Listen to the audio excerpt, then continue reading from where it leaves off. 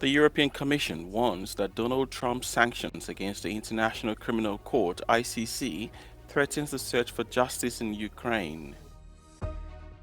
American importers are stockpiling Italian Prosecco as a hedge against the possible impact of tariffs.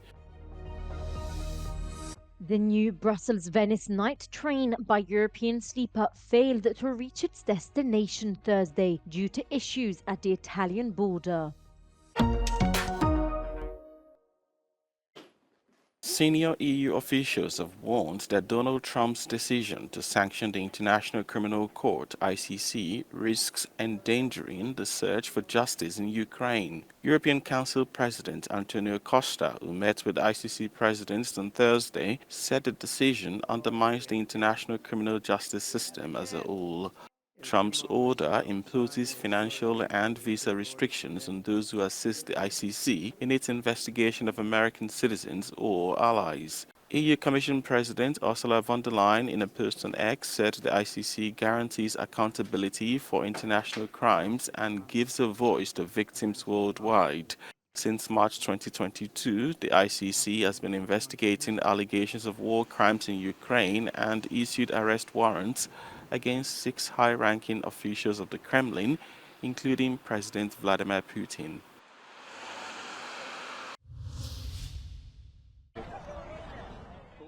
Mourners in the Swedish city of Örebro paid tribute to the victims of the deadly shooting that left 11 dead. A 28-year-old man who fled the war in Syria was amongst the victims. Before succumbing to his wounds, he managed to make a call to his fiancée to tell her he'd been shot and that he loved her.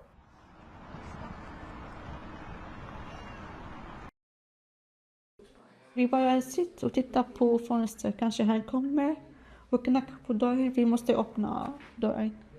Vi bara så, vi inte sover, inte äta, inte dricka, ingenting, bara sitta och titta. Vi har gjort minnesstund till honom, fast vi har inte kroppen, men vi tänkte att göra. Alltså, det var den lilla grejen som vi kunde göra.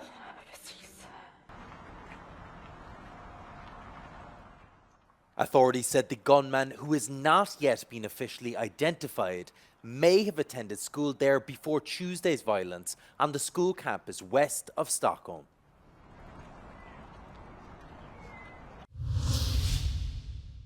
Wine industry data shows American importers have been stockpiling Italian bubbly Prosecco as a hedge against the possible impact of tariffs threatened by Donald Trump. According to the Union of Italian Wines Trade Association, U.S. imports of Italian sparkling wine skyrocketed by 41% in November after Trump's election, far exceeding consumer demand. Do we survive without a glass of wine? Yes, we may survive. So wine is a pleasure, but everything has a price. So if the price would rise up, we do not know what percentage he is thinking about taxing our products.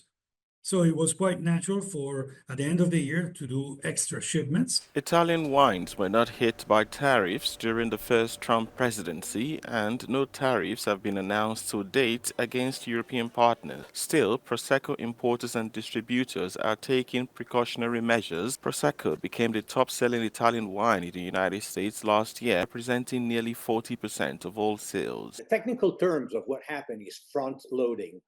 And this is something that is happening. We've seen it before during the first administration when they announced extra duty rates, and we see it now.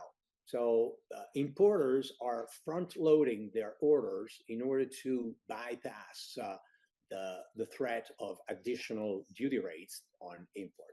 Italy exports nearly 1/4 of its wine to the United States, leaving the sector more heavily exposed to possible tariffs than any other Italian export, according to the Trade Federation. Last year, Italy's wine exports to the US totaled 1.9 billion euros. Nearly 3.5 decades after leaving the Soviet Union, the Baltic countries of Estonia, Latvia and Lithuania this weekend will flip a switch to end electricity grid connections to neighbouring Russia and Belarus. and lean in more with their EU allies. The severing of electricity ties to oil and gas-rich Russia is steeped in geopolitical and symbolic significance. This is the last remaining element of our reliance or dependence on the Russian energy system or Belarusian energy system. Stop to buy any kind of energy resources from Russia, and it was our response to the war in Ukraine, which broke out in February 2022. EU Chief Ursula von der Leyen and other dignitaries are expected for a ceremony on Sunday as a specially made 9-meter-tall clock in downtown Vilnius counts down the final seconds of the Baltic states' electricity ties to Russia.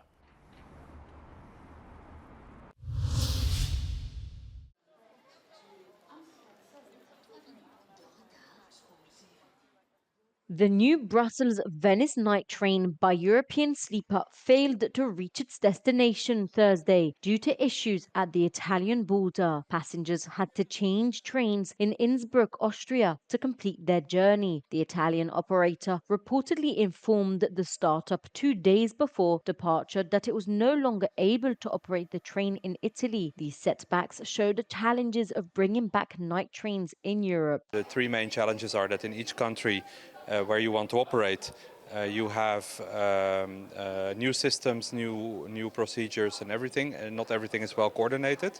So we need a timetable, and that's the first challenge, that is well coordinated, that is attractive, and that we know also that we can have it for a longer period of time. The second challenge is that we need to finance trains. So if we want to get financing for trains, we also need to be able to prove that we can produce our products, so that's why we need the capacity. And the third challenge, which also adds to the business case, is we need to be able to sell the tickets.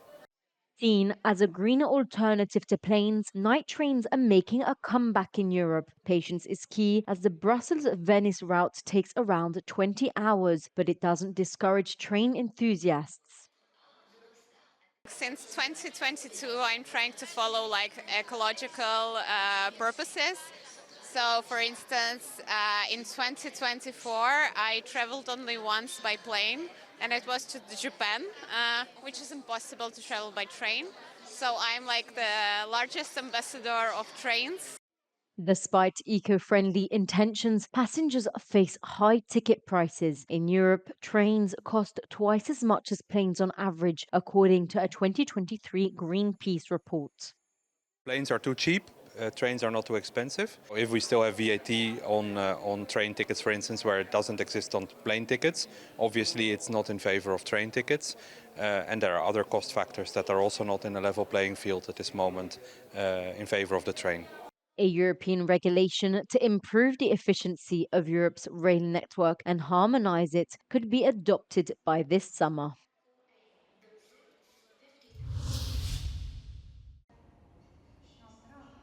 Nutella turns 60, and a new exhibition in Rome not only traces the history of the world-famous chocolate spread, but also takes visitors on a journey through the origins of the Made in Italy brand, exploring the Ferrero family's success since launching the first jar in 1964. The hazelnut cream created in post-war Italy has now become a cultural icon, sold in over 170 countries. As curator Chiara Bertini explains, the exhibition, reflected in its title, Join, aims to celebrate Nutella as a symbol of positivity and love for life. Rappresenta proprio un momento di gioia, per cui tutti quelli che comunque vengono in mostra e con cui ho avuto l'occasione di ripercorrerla insieme l'associano alla gioia, ed è per questo anche che fa parte del titolo, che c'è un gioco di parole tra gioia e partecipazione. Archived material from old footage to prints tells the story of how the family business has developed over the years. The main room is filled with limited edition jars on display. But it's Nutella fans who have shaped the history of the most famous chocolate spread in the world. Generation after generation, Nutella continues to be a significant part of their memories and their lives.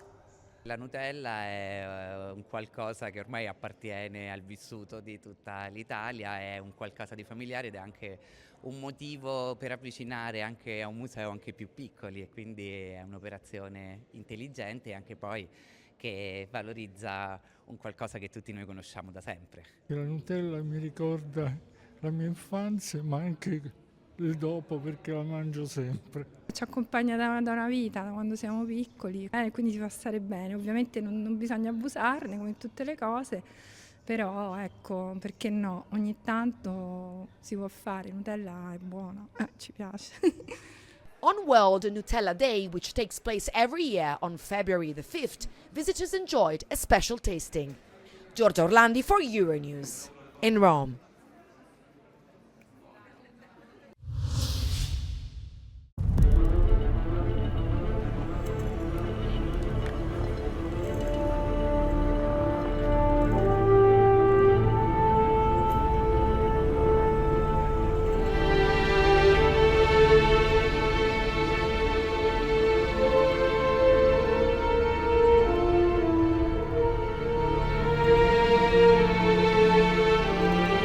Ci troviamo all'interno della Schola Preconum, la casa degli araldi del Circo Massimo. La scuola è il collegio degli annunciatori, banditori degli spettacoli, delle gare del Circo Massimo. Questo edificio si trova nelle pendici meridionali del Palatino, si trova proprio di fronte al Circo Massimo, è stato realizzato e costruito in età severiana, cioè nel III secolo d.C., proprio con questa funzione.